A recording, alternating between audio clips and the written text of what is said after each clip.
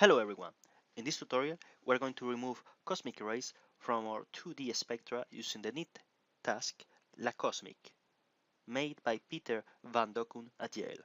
In the description of this video you will find the link to the installation of this task, which makes use of the STS and tables packages from the Space Telescope Science Institute. So in this tutorial we shall focus on how it works. As you know, cosmic rays are high-energy particles, mostly protons, which travel all around the galaxy just to end up in your astronomical recordings. If you are analyzing objects which need great exposition time, this can be a real problem. Let me show you one of my spectra. We open it with DS9. Here you have it.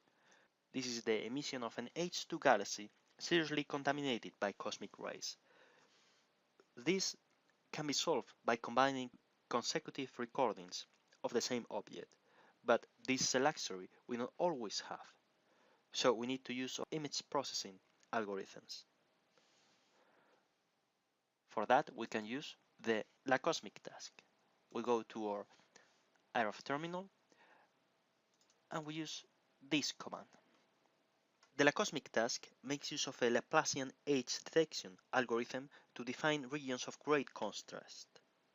These regions correspond to the pixels affected by cosmic rays, which have considerably higher values than the average object you will be analyzing.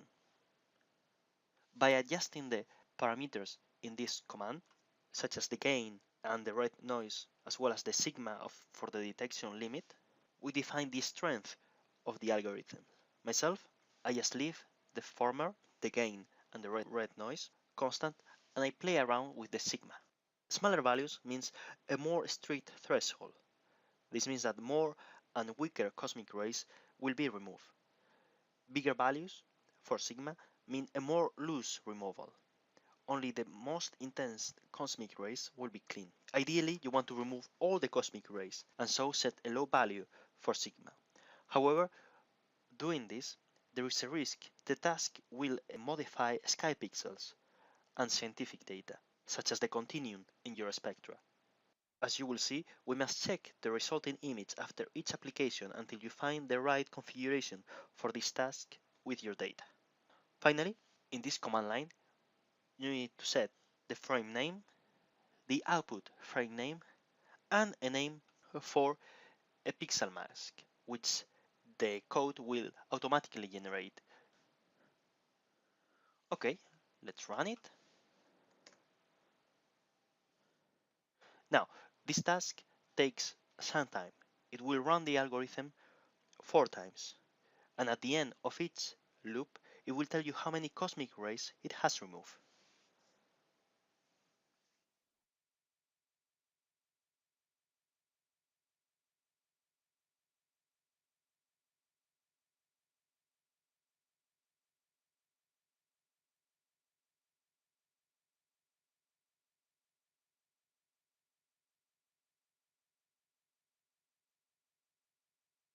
Here you have it, 5,621.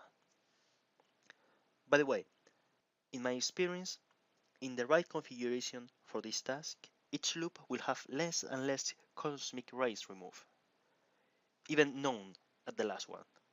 If it removes the same amount at each loop, it means it has found something else to remove. That's not a good sign.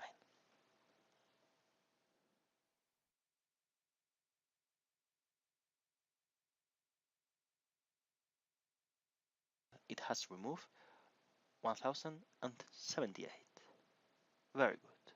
And the third iteration starts.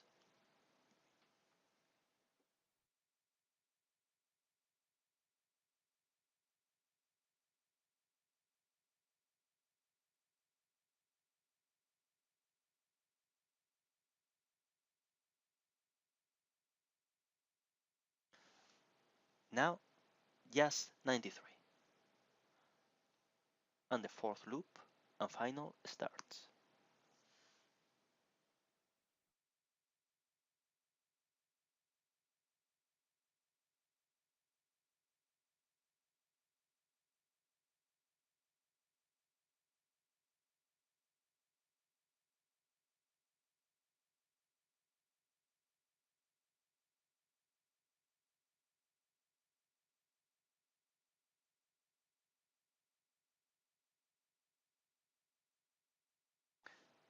There you have it.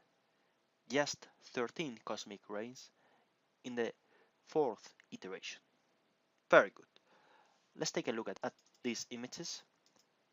The one before, after, and the cosmic ray mask with DS9.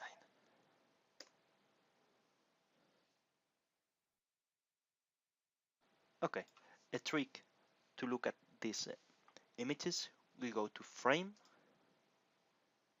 lock, by frame, and image. And now we go to frame, blink. And now we can move freely along all the images simultaneously. Okay, at this point, we must go to one of the edges of the image and make sure that our scientific data has not been affected by the algorithm. Okay, here. Okay, it's fine.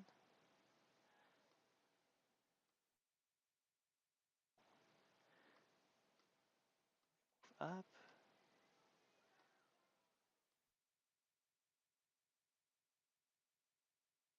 Okay. Okay, that's fine. Move up. Okay. Here you can see that this cosmic ray is very close to this emission line.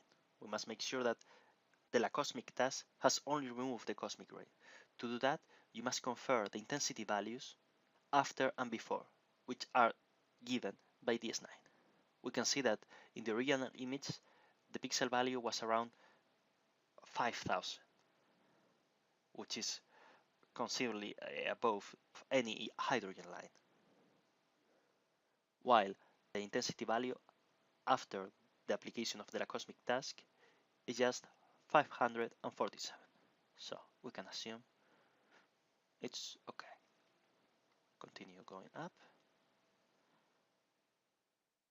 Okay. This emission line is clean. Okay. It seems perfect.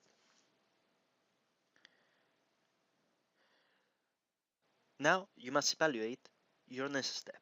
If you think you have affected your scientific data, you need to increase the sigma around the task again. If, on the contrary, you still have some hot pixels, you can reduce the sigma. Myself, I'm happy with this. Okay, this is all I wanted to show you today. Remember to reference the work of Peter van Dokkum if you use this task. As for my part, thank you very much for watching and see you soon.